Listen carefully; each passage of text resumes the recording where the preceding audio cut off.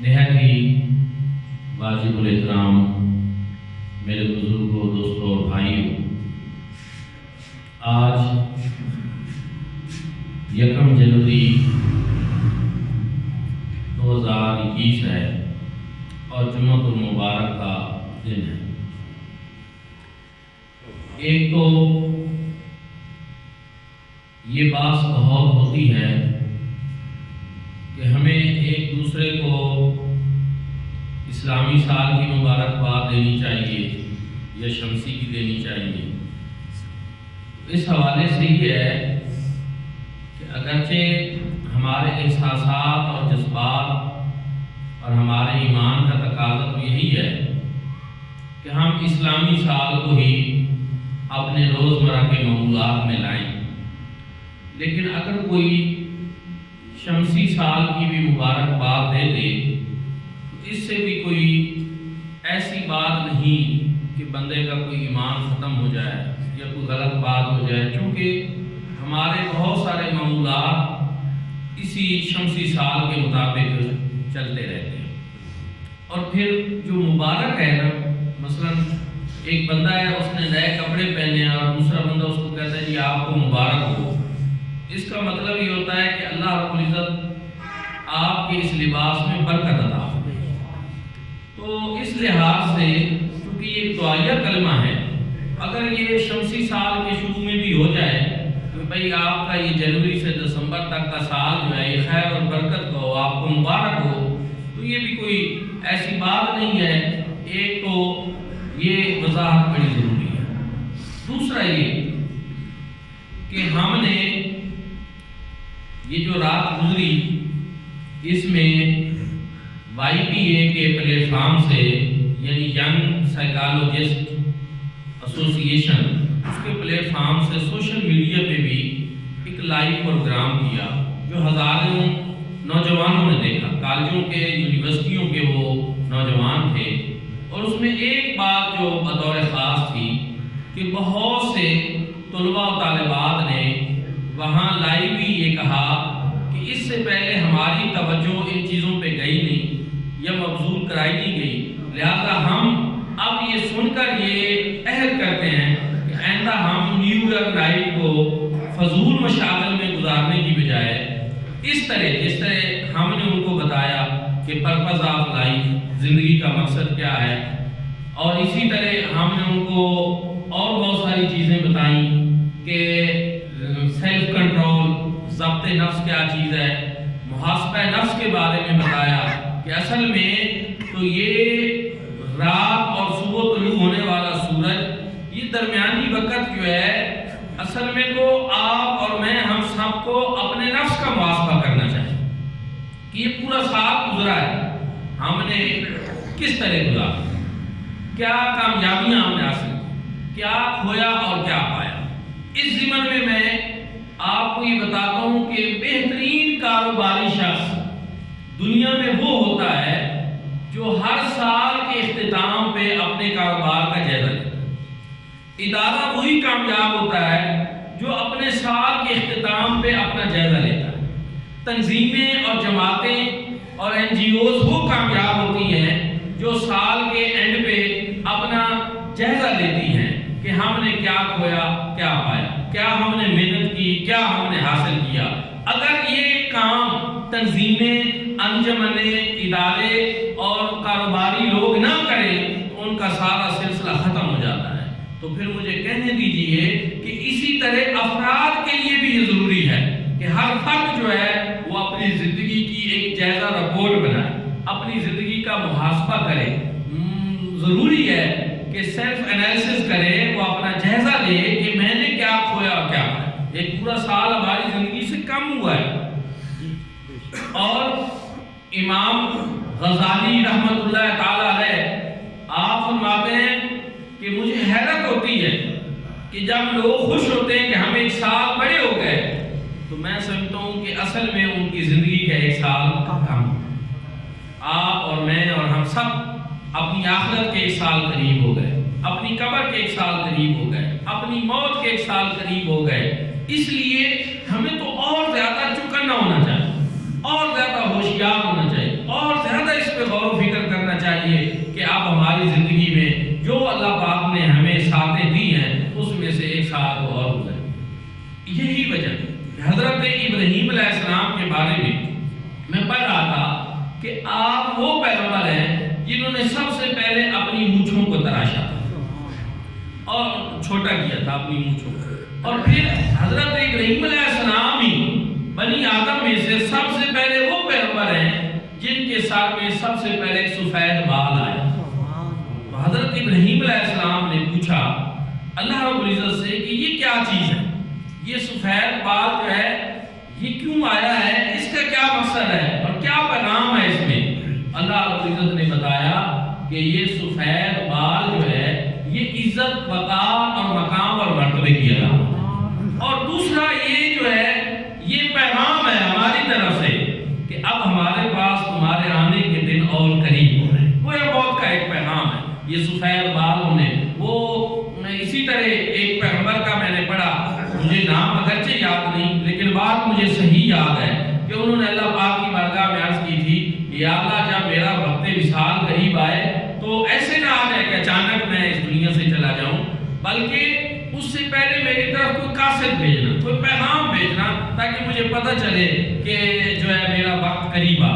اور پھر ایک دن یہی ہوا کہ حضرت اسرائیل علیہ السلام آ گئے، انہوں نے عرض کی کہ باری تعالیٰ آپ نے مجھ سے وعدہ فرمایا تھا کہ میں پہلے پیغام بھیجوں گا، تو یہ کیا ہوا، یہ تو اچانک آ گئے۔ اللہ رب العزت نے فرمایا اچھا یہ بتاؤ تمہارے ارد گرد لوگ دنیا سے رخصت ہو رہے تھے کہ نہیں؟ انہوں نے کہا ہو رہے تھے۔ کہا وہ بھی تمہارے لیے ایک پیغام تھا۔ کہا تمہیں بیماری آئی کہ نہیں آئی؟ کہا آئی۔ فرمایا یہ بھی تمہارے لیے ایک پیغام تھا۔ پھر پوچھا تمہارے سر میں، تمہاری داڑھی میں سفید بال آئے تھے کہ نہیں؟ کہا آئے تھے۔ فرمایا یہ بھی ہماری طرف سے تمہارے لیے ایک پیغام تھا۔ تو میرے بھائی اور دوستو بس سمجھتے نہیں ہم لوگ، اصل میں تو یہ چیزیں پیغام ہوتی ہیں، سمجھنے والی ہوتی ہیں۔ جب یہ چیز بندہ لوگوں کو سمجھائے کہ یہ سال میں موٹر سائیکلوں کے سائلنسر نکال دینا اور ہوائی فائرنگ کرنا اور آتش بازی کرنا، ہلا گلا کرنا، یہ کیا ہو رہا ہے کہ سال کے اینڈ ہونے میں یہ باتیں ہو رہی ہیں، پھر اس کا مطلب یہ ہے کہ یہ تو غفلت کی انتہا ہے۔ اور یہ عجیب بات ہے کہ اس بات کو اسلام کی روشنی میں نہ بھی دیکھیں، عام انسانی روشنی میں اگر آپ دیکھ لیں، انسانیت کی روشنی میں، تو پھر بھی یہ بھی کتنا عجیب ہے کہ ہماری زندگی کا ایک سال کم ہو رہا ہے اور ہم جشن منا رہے ہیں۔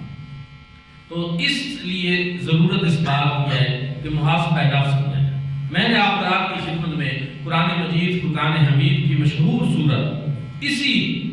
تسلسل میں، اسی ضمن میں آپ کی خدمت میں تلاوت کی ہے۔ اس میں اللہ رب العزت نے ہمارے ضمیروں کو جھنجھوڑا ہے اور اس میں وہ ساری بات اللہ رب العزت نے بیان فرما دی جس کی آپ اور میں آج 1 جنوری 2021 کو ضرورت ہے۔ اللہ رب العزت نے ارشاد فرمایا والعصر، قسم ہے عصر کی۔ عصر کیا ہے؟ عصر سے مراد ایک تو زمانہ ہے اور عصر سے مراد ایک ظہر کے بعد اور مغرب سے پہلے جو وقت عصر ہے وہ مراد ہے کہ قسم ہے زمانہ کی یا قسم ہے نماز عصر کی۔ اور حضرت ضیاء الامت جسٹس پیر محمد کرم شاہ الازہری رحمۃ اللہ تعالی علیہ آپ اس سورت مبارکہ کے تعارف میں شان نزول کو بیان کرتے ہوئے فرماتے ہیں کہ کلہ بن عسیر ایک شخص تھا اور ابو الاسودین اس کو کہا جاتا تھا۔ حضرت سیدنا صدیق اکبر رضی اللہ تعالیٰ عنہ کا بڑا جگری یار تھا اور بڑا دوست تھا۔ وہ ایک دن آپ کے پاس آیا اور اس نے کہا جناب سیدنا صدیق اکبر رضی اللہ تعالیٰ عنہ کو کہ آپ تو بڑے اعلیٰ انسان، آپ کا شعور بڑا اعلیٰ، آپ اپنے قبیلے میں ایک بڑا مقام رکھتے تھے اور تاجر بھی بڑے اچھے تھے، آپ کا جو معاشرے میں مقام اور مرتبہ تھا وہ بھی بڑا اعلیٰ، لیکن یہ آپ نے اسلام قبول کرنے کے بعد تجارت درم برم ہو گئی، معاملات ڈسٹرب ہو گئے، تو کیا یہ آپ نے خسارے کا سودا نہیں کر لیا؟ حضرت سیدنا صدیق اکبر کو اس نے بڑا نفس مشفق بن کر بڑے دوستانہ انداز میں اس نے یہ بات آپ کو سمجھانے کی کوشش کی۔ حضرت سیدنا صدیق اکبر رضی اللہ تعالیٰ عنہ نے جواب دیا کہ مجھے یہ کہنے والے وہ شخص جو حق کو پا لیتا ہے اور پھر اس پر ثابت قدم ہو جاتا ہے، پھر وہ شخص کبھی بھی خسارے میں نہیں جا سکتا، وہ ہمیشہ نفع میں گئے۔ حضرت سیدنا صدیق اکبر رضی اللہ تعالیٰ عنہ کے اس فرمان کی تائید میں قرآن پاک کی یہ سورت نازل ہوئی۔ اور امام شافعی فرماتے ہیں، وہ فرماتے ہیں کہ اگر کوئی شخص اسی سورت مبارکہ کو اپنے پلے باندھ لے اور اس پر عمل شروع کر دے، اس کو سمجھے، اس پر عمل شروع کر دے اور اس کے مطابق زندگی گزارے، تو فلاح دارین کے لیے اس کو یہ ایک قرآن پاک کی سورت ہی کافی۔ الفاظ میں بہت مختصر ہے مگر اپنے معنی میں یہ بہت زیادہ ایک معنی کا جہان آباد ہے۔ تو حضرت ضیاء فرماتے ہیں کہ اس سے مراد زمانہ ہے، تو اس پر بھی یہ سورت مبارکہ خود گواہی دے رہی ہے کہ اگر آپ زمانے کو دیکھیں تو زمانے میں کیا ہوا، نمرود کو ہم نے دیکھا، فرعون کو ہم نے دیکھا، مال و دولت بھی تھی، ثروت بھی تھی اور وفادار فوج بھی ان کے پاس تھی، ہر طرح کی پیسے کی ریل پیل تھی، عہدہ، اقتدار، جو چیز چاہیے اس دنیا میں، کیا کچھ ان کے پاس نہیں تھا، لیکن کس انجام سے دوچار ہوئے؟ جب فرعون مرا، دریائے نیل کی لہروں کی نظر ہوا،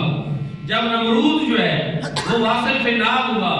تو کسی نے ان کے جانے پہ اور ان کے مرنے پہ آنسو نہیں بہائے، کوئی آنکھ اشکبار نہیں، کسی کو تکلیف نہیں ہوئی، کوئی پریشان نہیں ہوا، بلکہ سب نے کہا خاص کام جہاں پا، جان چھوٹی، اس دنیا سے چلے گئے۔ کیوں؟ کیونکہ وہ ظالم تھے، تکلیف دینے والے تھے۔ مال و دولت یہ لوگوں کے دلوں میں محبت کا معیار نہیں ہے میرے بھائیوں اور دوستوں۔ پھر نتیجے کے طور پر وہ چلے گئے اس دنیا سے، زمانے میں ان کا نام تو باقی ہے لیکن اچھے نام سے نہیں، گالی کے طور پر۔ آج ہم نے کسی کے ظلم کو اجاگر کرنا ہو تو ہم کہتے ہیں تو فرعون بنا بیٹھا ہے۔ آج اگر کوئی بڑے لالچی قسم کا انسان ہو اور بخیل قسم کا ہو تو ہم کہتے ہیں یہ نمرود ہے، پیسہ بڑا ہے اور اوپر سام بٹھا رکھا ہے، خرچی نہیں کرتا۔ الغرض نام باقی رہے بھی تو گالی کے طور پر، اور قرآن نے بھی یہی بتایا کہ والعصر ان الانسان لفی خسر، قسم ہے زمانہ کی کہ بے شک انسان جو ہے وہ خسارے ہے۔ حضور اعظم رحمۃ اللہ تعالی علیہ مزید فرماتے ہیں، آپ فرماتے ہیں کہ اس میں ایک تیسرا قول بھی ہے اور وہ یہ ہے کہ اس سے زمانہ محبوب مراد ہے۔ والعصر، قسم ہے زمانہ محبوب کی، اس عہد ہمایوں کی کہ جس میں مصطفیٰ کریم صلی اللہ علیہ وآلہ وسلم کے ساتھ سیدنا صدیق اکبر بھی ہیں، فاروق اعظم بھی ہیں، عثمان غنی بھی ہیں، علی حیدر کرار بھی ہیں، جن کے آنے سے کائنات عالم کا ایک دفعہ نقشہ جو ہے وہ تبدیل ہو گیا اور یہ چمنستان عالم کے اندر ایک پہاڑ کا سا سما پیدا ہو گیا اور ایک دفعہ دنیا کے اندر جو ہے ایک عجیب قسم کی کیفیت پیدا ہوئی۔ فرمایا یہ وہ لوگ ہیں جو خسارے والے نہیں تھے بلکہ یہ ان چار خصوصیات کے حامل تھے جو اللہ رب العزت نے آگے بیان کی ہیں کہ جن میں یہ چار خصوصیات نہ ہوں وہ ابو جہل بنتا ہے، وہ ابو لہب بنتا ہے، نمرود فرعون وغیرہ کی طرح ہوتا ہے، لیکن جن میں یہ چار خصوصیات ہوں وہ انسان خسارے والے نہیں ہوتے، وہ نفع رسانی والے ہوتے ہیں۔ وہ کون سی ہیں؟ فرمایا الا الذین آمنوا وعملوا الصالحات، فرمایا وہ لوگ نہیں، سارے انسان خسارے میں، ہر انسان خسارے میں، مگر وہ لوگ نہیں کہ جو ایمان لائے اور جنہوں نے عمل صالح کیے، نیک کام کیے۔ اب یہ دو چیزیں ہیں، ایک ایمان اور ایک عمل صالح۔ ایمان سے مراد کیا ہے؟ کلمہ طیبہ پڑھنا اور اس کے تقاضے پورے کرنا۔ عمل صالح سے مراد کیا ہے؟ اچھے کام کرنا، نیک کام کرنا۔ لیکن آگے یہاں اللہ تعالیٰ نے دو چیزوں پہ اکتفا نہیں کیا کہ بس کافی ہے ایمان لائے اور آپ نے نماز روزہ کیا، اچھے کام کیے، بس کافی ہے۔ کیا یہ انسانی زندگی کی کامیابی کے لیے بس دو چیزیں کافی ہیں؟ فرمایا نہیں، دو چیزیں اور بھی ہیں، وتواصوا بالحق وتواصوا بالصبر۔ فرمایا حق بات کی تلقین اور صبر کی تلقین، یہ چیزیں بھی ضروری ہیں۔ کیوں؟ اس لیے کہ ایک انسان جو ایمان بھی لایا اور جس نے نیک کام بھی کیے، عمل صالح بھی کیا، لیکن وہ انسان پھر کیسا ہے؟ اس چراغ کی مانند جس کے نیچے پھر اندھیرا ہو، چراغ اور وہ روشنی نہ دے رہا ہو، یہ کیسے ہو سکتا ہے؟ دریا ہو لیکن وہ ارد گرد کے صحراؤں کو سیراب نہ کر رہا ہو تو پھر وہ کیسا دریا ہے؟ بندہ مومن تو دریا کی مانند ہے کہ جو ارد گرد کے خشک ریگ زاروں کو بھی جو ہے وہ سیراب کر کے ان کو سبزہ زاروں میں بدل دیتا ہے۔ بندہ مومن جب ایمان لائے اور عمل صالح کرے تو پھر بندہ مومن کا یہ صرف کافی نہیں کہ اتنا کام کرتا رہے، پھر وہ اس پیغام محبت کو آگے بھی پھیلائے، پھر حق بات کی تلقین کرے اور پھر صبر کی بھی نصیحت کرے۔ یہاں آپ فرماتے ہیں کہ اس سے پھر ایک مراد یہ ہے کہ اگر استاد ہے وہ اپنے شاگردوں کی اصلاح کرے، ان پہ تنقید کرے، ان کی غلط باتیں جو ہیں ان کو درست کرے، ان کی تلاش خراش کرے، اور اگر والد ہے وہ اپنی اولاد کی تربیت کرے، اگر پیر و مرشد ہے وہ اپنے مریدوں کی تربیت کرے۔ یعنی سب کے اوپر پھر یہ فرض بنتا ہے کہ کوئی یہ نہیں کہ اولاد غلط کام کر رہی ہے اور باپ لا تعلق ہو کر بیٹھا ہے کہ میں نے تو کچھ کہنے نہیں، کرنے دے جی کیا ہے، نہیں۔ قرآن کہتا ہے معاشرے کی کامیابی کے لیے، ایک انسان کی کامیابی کے لیے ضروری ہے کہ انسان خود بھی ٹھیک ہو، ایمان کی دولت بھی ہو، عمل صالح بھی ہو، لیکن غلط کو غلط کرے، حق بات کا فریضہ سر انجام دے اور تلقین کرے۔ اور پھر اس میں ایک اور بات بھی ہے کہ یہ جو ہے نا وتواصوا بالحق وتواصوا بالصبر، یہ دو دفعہ ہے، وتواصوا بالحق والصبر بھی ہو سکتا تھا کہ وہ حق بات کی تلقین کرے اور صبر کی تلقین کرے، لیکن نہیں، قرآن پاک میں یہاں تکرار ہے، وتواصوا بالحق وتواصوا بالصبر۔ یہ تواصع جو ہے یہ وصیت سے نکلا ہے، اور وصیت جو ہے اس کا ایک معنی اس زمین کا ہوتا ہے جس کو مسلسل کاشت کیا جاتا ہے۔ آپ دیکھتے ہیں کہ جو زمین مسلسل کاشت ہوتی رہے اس سے انسان کھیتی اٹھاتا رہتا ہے، اور جس میں سال 2 سال 4 سال پھر چھوڑ دیا جائے تو وہ زمین بنجر ہو جاتی ہے، پھر دوبارہ اس میں وہ زرخیزی نہیں آتی۔ تو اسی طرح یہ جو تلقین کا معاملہ ہے، یہ نصیحت کا معاملہ ہے، یہ حق بات کہنے کا معاملہ ہے، اس کے اندر کنسسٹنسی کی ضرورت ہے، مستقل مزاجی کی ضرورت ہے کہ آپ لگاتار یہ عمل کرتے رہیں۔ ایک مرتبہ کہہ کر بس بات ختم کر دی ٹھیک ہے، نہیں، آپ لگاتار روزانہ اپنی اولاد کو کوئی نہ کوئی لیکچر دیں، روزانہ اپنے شاگردوں کو کوئی نہ کوئی بات کریں، روزانہ اپنے ماننے والے، اپنے فالورز، اپنے جو عقیدت مند ہیں ان کی اصلاح کریں۔ یہ نہیں ہے کہ ایک دفعہ کہہ دیا اور بس بات ختم ہو گئی، نہیں، یہ ایک مسلسل عمل ہے اور اس کو آپ جاری رکھیں۔ تو میرے بھائیوں اور دوستوں، یہ وہ چیز ہے جس کو اسلام یہاں پہ بیان کر رہا ہے، مسلسل تلقین، ایڈوائس ود اے کنسسٹنسی۔ میرے بھائیوں اور دوستوں، یہ بہت ضروری ہے، لیکن ہم یہاں دیکھتے ہیں کہ ہمیں بہت جوش چڑھتا ہے، ہم لوگوں کو تلقین کرتے ہیں، پھر خود ہی گئے اور لوگ بھی گئے، پھر جناب اس طرح یہ چیزیں نہیں تھی۔ اس کے لیے مسلسل عمل کی ضرورت ہے۔ دوستانی ذکر، آج پھر جو ایک نیا سال کا سورج طلوع ہوا تو اس میں بھی یہی چیز ہے کہ ایک تو ہم گزرے ہوئے سال کا جائزہ لیں، کیونکہ قرآن پاک میں یہ سورۃ والعصر میں یہی پیغام ہے، یہی دعوت ہے کہ یہ زندگی کی گھڑیاں جو ہیں، یہ لیل و نہار کی گردش جو ہے، اس کے اندر جو ہے آپ لوگ اس کو غفلت میں نہ گزاریں، بلکہ ہمیں گویا ایک 365 صفحات کا ایک خالی رجسٹر دیا گیا۔ یہ نئے سال کا مطلب ہے کہ 365 دن کا ایک خالی رجسٹر دیا گیا ہے۔ اب آپ اور میں، ہمارے اوپر یہ ہے کہ ہم اس کے اوپر کون سی چیز لکھتے ہیں، ہم اس کو کس طرح بھرتے ہیں، ہم کن کارناموں سے اس رجسٹر کے اوپر جو ہے وہ لکھتے ہیں۔ حضرت اقبال کہتے ہیں، اٹھ کہ خورشید کا سامان سفر تازہ کریں، نفس سوختہ آ شام و سحر تازہ کریں۔ آپ فرماتے ہیں ایک تو اس میں پیغام آپ یہ دینا چاہتے ہیں کہ یہ نہیں کہ آپ منصوبہ بندی خالی کرتے رہے، نہیں، کہتے ہیں منصوبے بہت بنا لیے، آپ اٹھیں اور کام شروع کر دیں، ایک چیز۔ دوسرا، وہ کہتے ہیں نفس سوختہ آ شام و سحر تازہ کریں، وہ کہتے ہیں کہ وہ بندہ نہیں جو ڈھیلے مزاج کا ہے اور جس کے دل میں کوئی تڑپ ہی نہیں ہے، جس کے دل میں کوئی جلن ہی نہیں ہے، جس کے دل میں کوئی امنگ ہی نہیں ہے، نہیں، وہ نہیں، بلکہ وہ جو دل جلا ہے، جس کا دل کڑتا ہے، جس کے دل میں ایک درد ہے، تڑپ ہے، امنگ ہے، وہ بندہ میرے ساتھ آئے۔ وہ کہتے ہیں آ میرے ساتھ، اٹھ کہ خورشید کا سامان سفر تازہ کرے، نفس سوختہ آ شام و سحر تازہ کرے۔ وہ کہتے ہیں خورشید کا سامان سفر کیا؟ آپ دیکھیں اقبال یاد کے بہت سارے جو ہے شاعر لوگ، انہوں نے یہاں جو ہے خورشید کا سامان سفر جو ہے اس کو بیان نہیں کیا کہ اس سے مراد کیا ہے۔ میرے بھائی اور دوستو، یہاں حضرت اقبال کی مراد یہ ہے کہ سورج کا سامان سفر تو یہ ہے کہ وہ صبح نکلتا ہے مشرق سے اور مغرب تک جاتا ہے۔ اب اس کا سامان سفر ہم نے جو تقاضا کرنا وہی ہے کہ یہ دن خالی نہ جائے، بلکہ زندگی کے ہر سورج طلوع اور غروب ہونے کے درمیان کا جو عمل ہے اس میں زندگی کے صفحے پہ اور ڈائری کے ہر ورق کے اوپر ہمارا کوئی نہ کوئی کارنامہ ہونا چاہیے، ہماری کوئی نہ کوئی چیز اس پہ درج ہونی چاہیے اور روزانہ کی بنیاد پہ ہونی چاہیے۔ عجیب ہے، ہم تو ان صوفیاء کے ماننے والے ہیں کہ حضرت سلطان العارفین سلطان بہو صاحب رحمۃ اللہ تعالی علیہ فرماتے ہیں کہ جو دم غافل 100 دم کافر، سروی و مرشد پڑھایا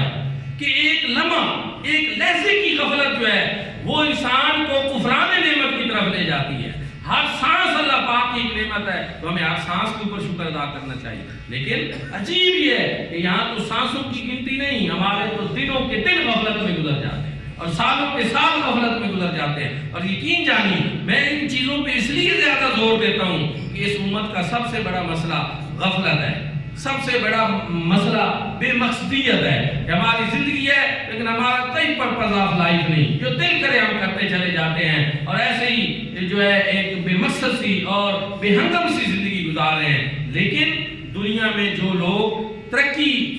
حاصل کرنا چاہتے ہیں وہ اپنے لیے ایک پلاننگ کرتے ہیں، وہ سال کا جب آغاز ہو رہا ہوتا ہے تو وہ اپنے سال کا گول سیٹ کرتے ہیں، اس سال میں نے یہ کتابیں پڑھنی ہیں، میں نے یہ کام کرنے ہیں، اگر تاجر ہے تو میں نے اپنی تجارت کو بڑھانے کے لیے یہ منصوبہ بندی کرنی ہے، کسان ہے تو اپنی زراعت کو بڑھانے کے لیے وہ چونکہ آگے بڑھنا چاہیے۔ لیکن عجیب بات یہ ہے کہ ہم مسلمان جو ہیں ہم نے تحرک نہیں، جمود بہت زیادہ آ گیا ہے اور اسلام اس چیز کو قطعاً پسند نہیں کرتا۔ اسلام میں تو ایک ایک لمحہ جو ہے اس کا حساب اور کتاب ہے، زندگی کا ایک ایک لمحہ محاسبہ ہے۔ حضرت حضور نبی کریم صلی اللہ علیہ وآلہ وسلم نے ارشاد فرمایا تم میں سب سے زیادہ سمجھدار وہ شخص ہے جو اپنا محاسبہ نفس کرے اور اپنی آخرت کے لیے نیکیاں اکٹھیاں کرے، نیکیاں جمع کرے، محاسبہ نفس کرے، تم میں سب سے سمجھدار وہ شخص ہے۔ حضرت سیدنا فاروق اعظم رضی اللہ تعالیٰ عنہ آپ ارشاد فرماتے ہیں کہ حاسبوا قبل ان تحاسبوا، اپنا محاسبہ کرو قبل اس کے کہ تمہارا محاسبہ کیا جائے۔ ہم اگر اپنا محاسبہ نہیں بھی کریں گے نا تو ہمارا محاسبہ کیا جائے، پوچھا جائے گا زندگی دی کہاں گزاری، مال دیا کہاں خرچ کیا، جوانی دی کیسے گزاری۔ یہ ہماری غلط فہمی ہے کہ پوچھا نہیں جائے گا، ہر چیز کا ہم سے حساب لیا جائے گا، لیکن کتنا اچھا ہو کہ ہم اپنا محاسبہ خود کریں قبل اس کے کہ ہم سے پوچھا جائے اور ہمارا محاسبہ کیا جائے۔ حضرت مولا مرتضی مولا علی شیر خدا کرم اللہ وجہ امام علم و حکمت آپ نہج البلاغہ میں فرماتے ہیں کہ تم اپنا محاسبہ خود کرو، کیوں؟ اس لیے کہ دوسروں کے محاسبہ کرنے کے لیے تو اور بہت سارے یہ ڈیوٹیاں کر رہے ہیں، اپنا محاسبہ کرو۔ اور حضرت اقبال بھی اسی بات کو بیان کرتے ہیں کہ اپنے من میں ڈوب کر تو پا جا سراغ زندگی، میرا نہیں بنتا نہ بن اپنا تو بن۔ بھائی اپنے آپ پہ تو غور کرو، اپنا محاسبہ کرو، اپنی زندگی کا جائزہ لو، اپنی کوئی جائزہ رپورٹ تیار کرو، اپنی خوبیاں اور خامیوں کا جائزہ لو، تو اپنا رجسٹر تیار کرو۔ لیکن ہم بھی ہیں، ہم کہتے ہیں پورے نشہرے کی خامیاں ہم نے نوٹ کرنی ہیں، اپنے اندر ہزاروں خامیوں تو ہم ان کو نظر انداز کر دیتے ہیں۔ اسلام ہماری شریعت مطالعہ صوفیاء بزرگان دین اسلاف سب کہتے ہیں کہ دوسروں کی خامیوں پر نظر مت رکھو، اپنے اندر دیکھو، اپنے عیب دیکھو، اپنا جائزہ لو۔ اگر ہم نے دیانتداری سے سال 2020 کا جائزہ لیا اور اس میں غور و فکر کیا کہ کتنی اس میں ساتیں اللہ پاک کی اطاعت اور فرما برداری میں گزری اور کتنی نافرمانی میں گزری، تو پھر اس کا مطلب یہ ہے کہ ہم نئے سال کو صحیح طریقے سے خوش آمدید کہہ رہے ہیں۔